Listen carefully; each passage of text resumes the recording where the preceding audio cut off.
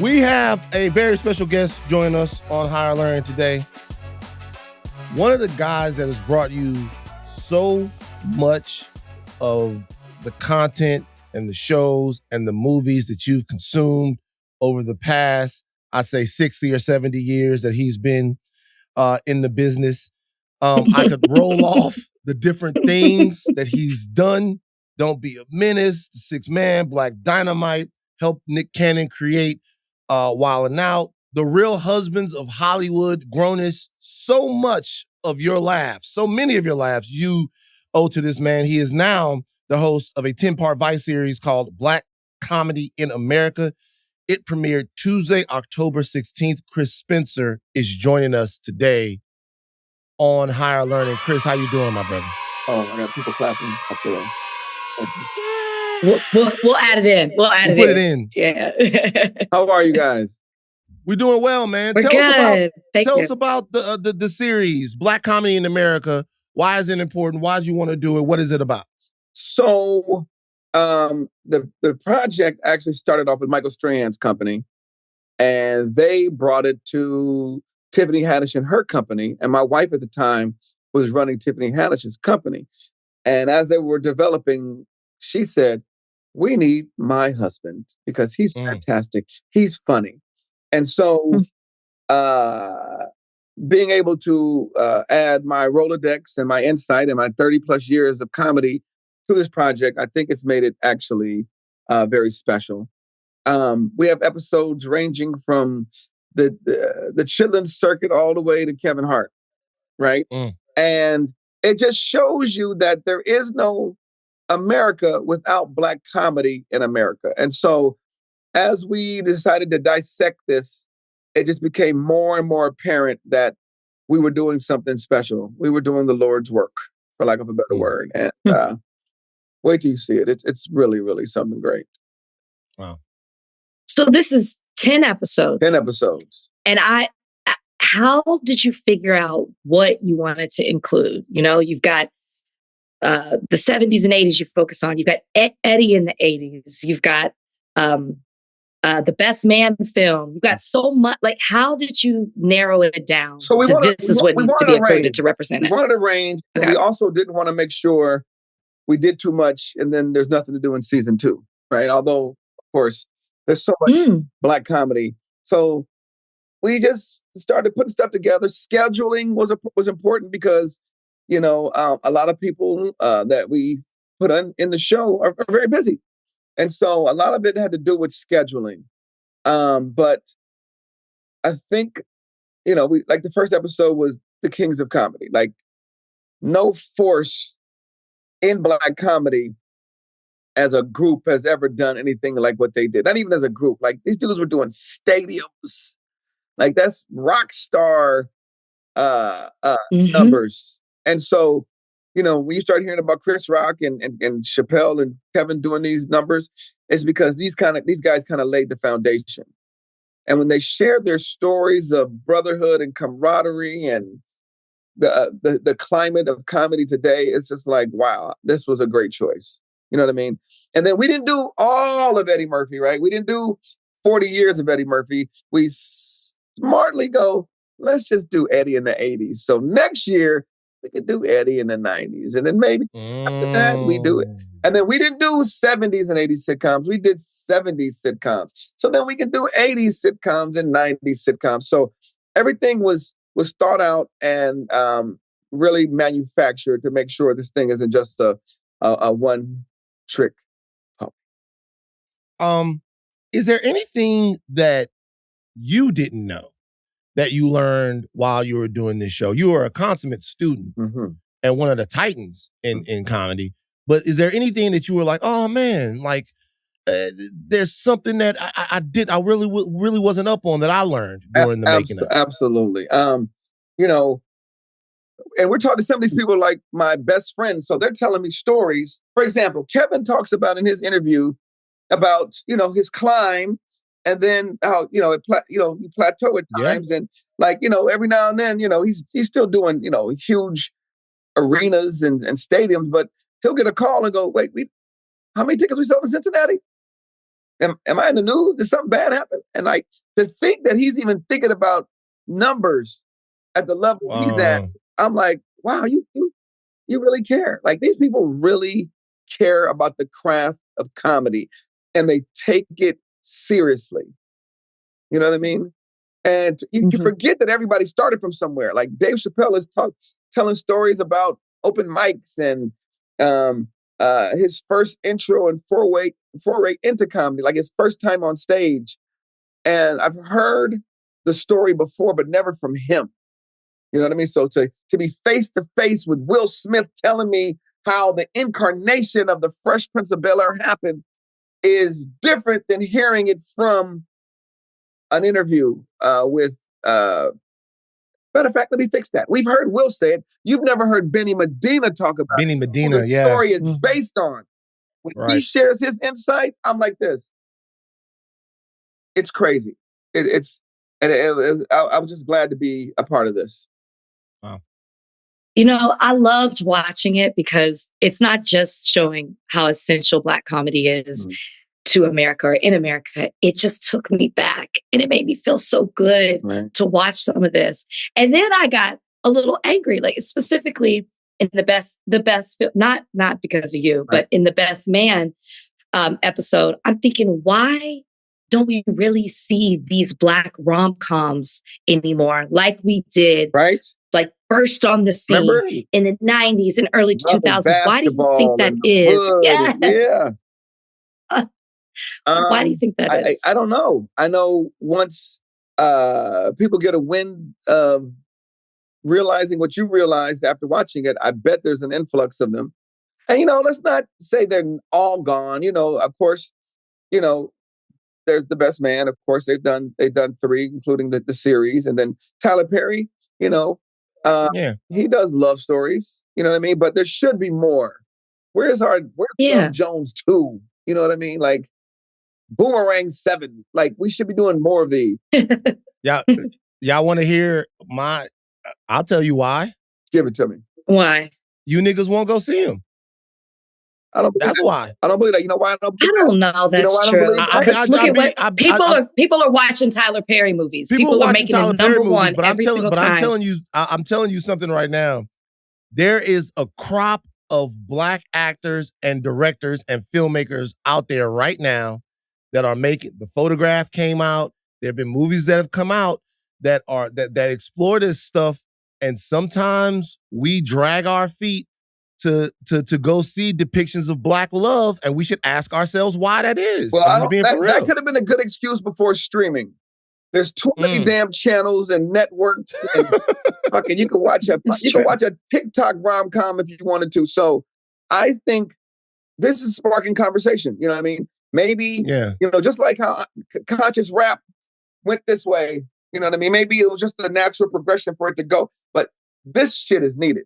You know what I mean? I agree. It's very much needed. So I hope whoever's watching this show is going, especially the gatekeepers. You know what I mean? Right. So I think the gatekeepers. With all these, Chris acting like he not one of the gatekeepers. I am not. Chris, you. I've never, you know what I want to ask you about? Can I ask a follow up to that really quickly? Sure, you may. Because it just makes me think of an interview I saw with Carrie Champion and Gina when they were talking about Love and Basketball. Mm-hmm. Do you think that part of this is because you can't make movies the same way that you did in the 90s, early 2000s, 2024? Like, do you think you could make The Best Man the same way now that you made it? Or that you made it, but that it was made in a year and a half ago, they did a 6-part series, and it was great. I just think it was good. We haven't, you know what I mean? Or maybe there's been a lack of green lighting some of these projects because of the powers that be, and so. But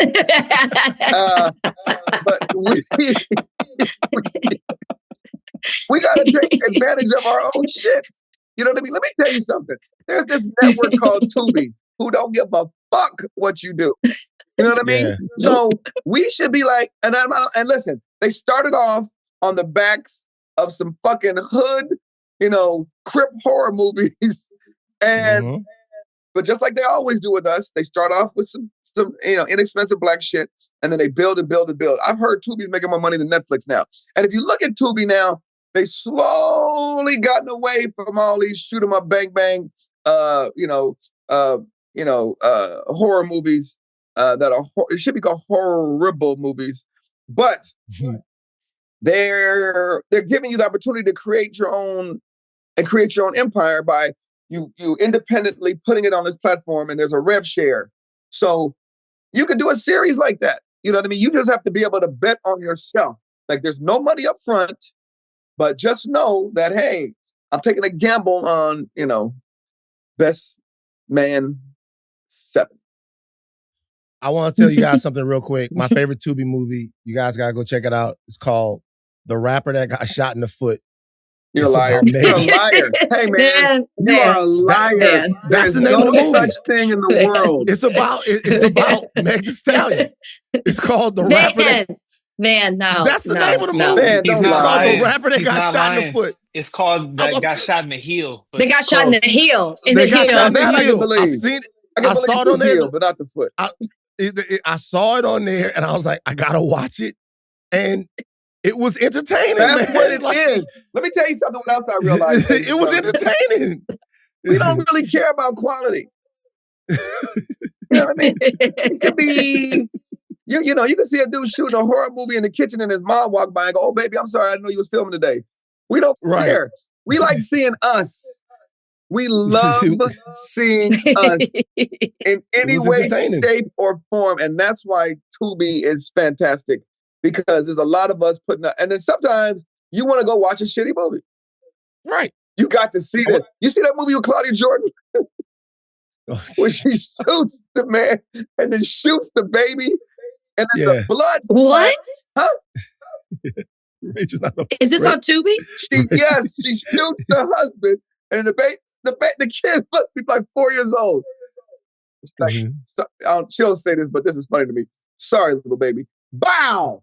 And listen, the special effects are awful. It's almost like somebody had some red annihilators in their mouth and they spit it at the camera. You can see blood. There was no blood on the person. There was blood on the screen. Right. Oh. But somebody watched it a lot of times. Yep. Because people were like, "Yo, you got to see Claudia Jordan shoot this baby." It goes viral. I want to ask you about a specific type of comedian. Like, there's a comedian that I love, right? Because I watch a lot of comedy. I don't go to very many comedy shows, but I watch a lot of comedy. Talk to me about the comedian that is a guy who can sell out all of the venues that he plays in, a working comedian. I got 3 questions on comedians with you. A working comedian that sells out, but he never gets in front of you on your movies or your television shows or anything like this. I have a guy, obviously you know who this guy is. Tony Roberts, I think, is one of the funniest guys. Like, every time I watch him, I laugh hysterically. Yes. But I can't remember the big Tony Roberts movie, the big Tony Roberts TV show. Right. When you look at that, like, what is it? What separates a guy who is extremely funny? Like, I think he's like ridiculously funny. And there's so many guys like that, right? What separates a guy like that that's extremely funny from the guy that becomes the comedy superstar with the gigantic Netflix show and the television show and the movie career and all of that?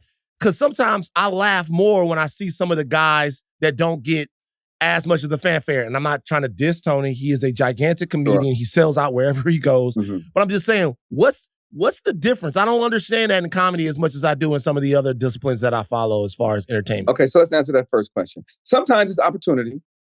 Okay. Right? Sometimes, and I'm not going to say in Tony's case, sometimes a lot of these people can't act. Right? Oh, I see. Sometimes that happens. But then also, think about some of these churches around the country. There's people in there that can sing like Whitney Houston and sing like Yolanda Adams and sing like Fantasia, and you never see them. Sometimes that's just not in the cards for them. You know what I mean? Some people are making millions and millions of dollars as road comedians, and they're fine. I remember I saw this one comedian. He He's killing on the road. He's making 7 figures. And his uncle's like, so you still out there doing stand-up? He's like, yeah. He said, well, good luck. Good luck with what? I know eventually you want to do TV. No, I like where I am. A lot of people don't want to do TV and film because you know what? In stand-up, I'm the director, producer, star and writer every night. There's no one telling me what to do. And these are my fans, and I can do no wrong. So why give up that to now go? Sometimes you have to take a pay cut to go do movies and film. Now, sometimes those movies and films will catapult you to a different category. So you should do them because now a wider audience is seeing you. But sometimes the people are like, you know what? This is cool. Yeah. You know how big my house is in Decatur? You know what I mean? I got a house I paid $250,000 for a 250,000 square foot house. You know what I mean? Why? Right. Why go under the scrutiny of these gatekeepers telling me how to act and how to be and how to stand when I can go out here for 1 hour and come home with $7,500 to $75,000 a night? And then jump on a plane. Like some of these dudes are on private planes. And we're like, damn, I wonder how he's doing. He's never in any TV and film. He's like, fuck TV and film. Right. Piggybacking off of that, then. Oh, go ahead. I'll give you number 2. Sorry. You have to be able to audition. That is different than acting, right? So a lot of times we hear about these comedians getting this moniker, oh, he can't read, right? It ain't like read a book. It ain't like you're going to see a stop sign and go, what do I do? Bam! You know what I mean? Which was Chris Rock's joke. It's like the word read comes from audition. And so if the word gets out there, he's a bad read. He's a bad read. All of a sudden now, and us, we like to magnify shit. The nigga can't read. It comes from he is a bad auditioner. Robert De Niro said if he had to audition, he might not have been Robert De Niro. Auditioning, it's uncomfortable. I'm in this space, there's a camera, there's this casting director, 3 or 4 people just going like this action, and you're in this paper. It's not the same environment as when you've got makeup and hair and costume and you're in a real setting and then you get to act and then you get second chances and third chances. Like it's a very uncomfortable situation. So a lot of it comes from auditioning. A lot of people can't audition.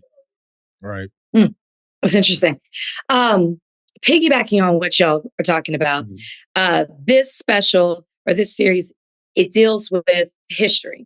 Who is it that you're paying attention to now? Who is it that excites you now when it comes to Black comedians? Maybe that we don't necessarily know as much about. So my co-host is a young guy named Ryan Davis. Oh, he's hilarious. Yeah, he's fun. He just has a charm and a wit about him. And I don't give a fuck of a person that you think has been doing this for 50 years. Yeah.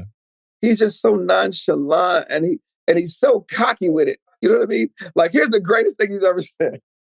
There were all these people when Dave Chappelle was saying, that he was the GOAT, right? And, a lot of people agreed. And a lot of people had, controversy with it. Like, how dare he call himself the GOAT? And so I called Ryan. This motherfucker has on a necklace with a goat on it. I'm like, are you a Capricorn? He's like, no. And I said, so what do you think about Dave Chappelle calling himself the GOAT? He's like, actually, I just find it odd that he said that because it's apparent that he hasn't seen me yet. Like, this dude is like 36 years old. Right. Yeah. And so him, Desi Banks, let me tell you who's a fucking student of this thing called comedy, is Andrew Batchelor, King Batch. I've never seen somebody, like he loves comedy like how we love comedy. Like a lot of these kids became rich from social media and are just taking advantage. And it's like, the dude who peed in a fan and got 1 million followers, and now he brings the fan on the road, and he only does the 10 minutes from peeing in the fan. Then he has his other comedian friends, which I actually implore that these people who don't have material to do, as they build up their stand-up, to go, yo, you host this, have some motherfuckers that are better than you, as you grow, right? And then some of them are comfortable just doing that because they don't want to be pure comedians like I want to be a pure comedian, or Bernie wanted to be a pure comedian, or Cedric, or Joe Torre, or whatever, Kevin Hart, Mike Epps. Like they like the money, they like the nightlife and the women and the drugs or whatever that is, right? They like that, right? But people like King Batch, Desi Banks, Ryan, of course, DC Young Fly. Like DC Young Fly used to come to clubs and just be like this. You want to go up? No, I'm just coming. Like these people would we have no more Comic View, right? We have no more Def Jam. We have no more Bad Boys of Comedy. Can we still say stuff like that? Yes. So yes, there is no place for these guys to strive to get to. Like, I got to work all year and audition for Comic View because they cut me last year. Like, there is none of that. These motherfuckers have just put on a funny video of putting their dick in a watermelon, and all of a sudden they got, I'm sorry, Rachel, I know you've never heard. It's okay. I do a podcast with Van. Van doesn't cut. It's totally fine. He doesn't cut. But and they become you trying to say I put my dick in a watermelon? I never put my dick in a watermelon. No, I'm trying to say you say. Just say whatever comes to mind. He's like a cantaloupe, but not a watermelon, because everybody the consistency of a cantaloupe is way better. And so they're like some people. Some comedians are there for the fame, and then there's some people who love the art and they're studying the art of comedy. And so that's great to watch when I get to hang out with these guys and hear them want to pick my brain and really care about this craft. Again on comedians, do comedians like each other? I know a lot of comedians, right? And most of the comedians I know, actually, I don't know a comedian that people would consider to be like not funny. Like when I talk to Donnell, I'm consistently laughing. When I talk to you, I'm consistently laughing. Like these guys are ridiculously funny to me. Right. But sometimes, and not specifically Donnell, who's a friend of mine, but like you'll talk to other people and like it seems like it's almost like rap. Like when you talk to rappers and you get a rapper talking about another rapper, right? They rarely have something good nice shit to say. It's very competitive. And I think some of the stuff that's been happening on Club Shay Shay for like the last year and a half, 2 years or whatever, is it, are comedians happy people? Like it seems like they hate one another sometimes. So I don't want to put us all as like a monolith, like all comedians are one thing. You know what I mean? Yeah, okay, cool. It's a very competitive world, one. Two, we're like elephants. We have memories. So we remember the motherfucker that did, as I was coming up, did my joke.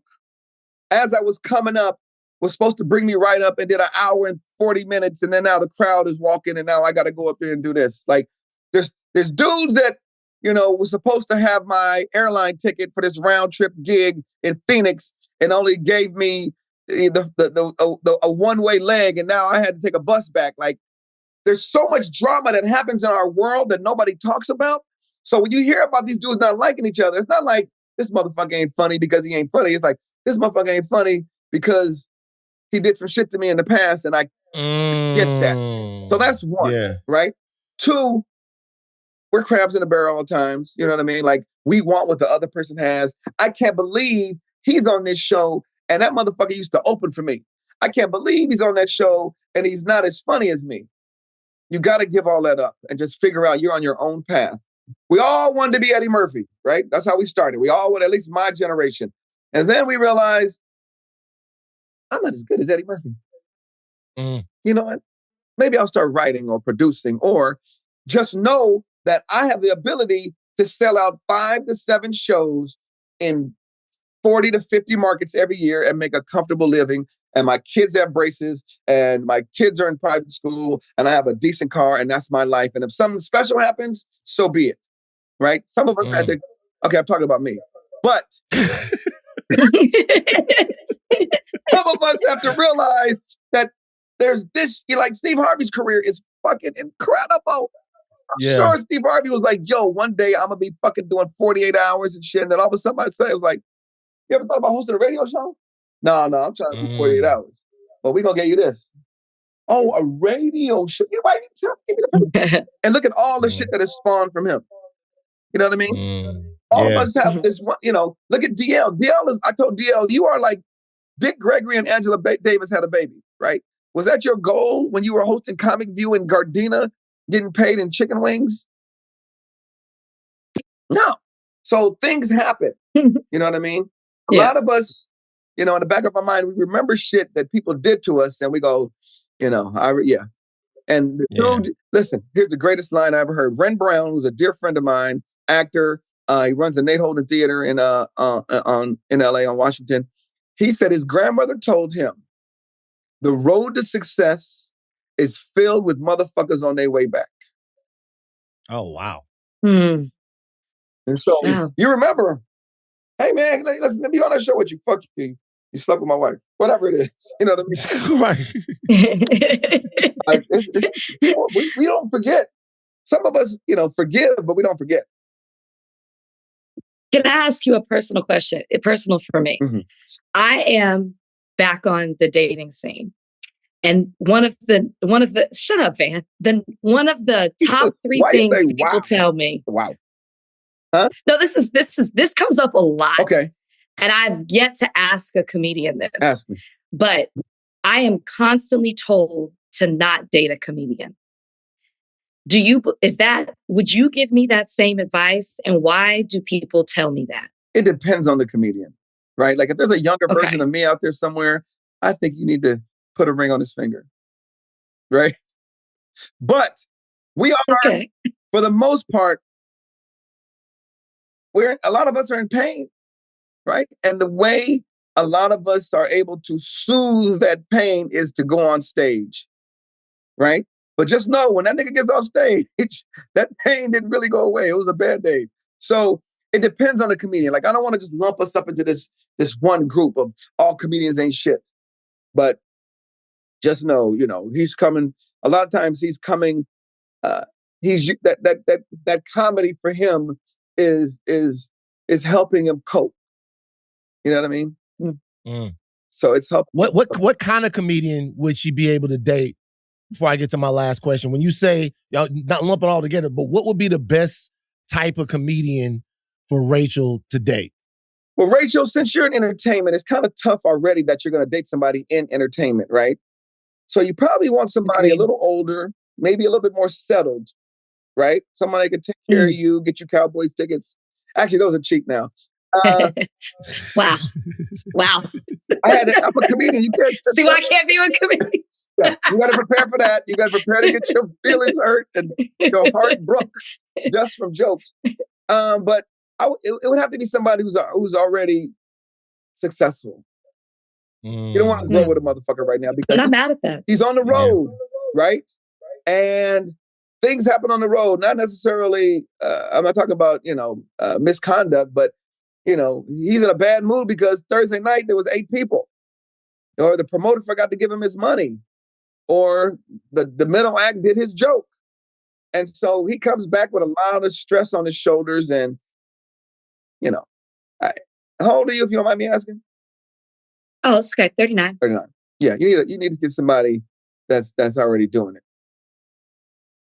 Last question for you. Okay, so let's say God gets fed up with the earth.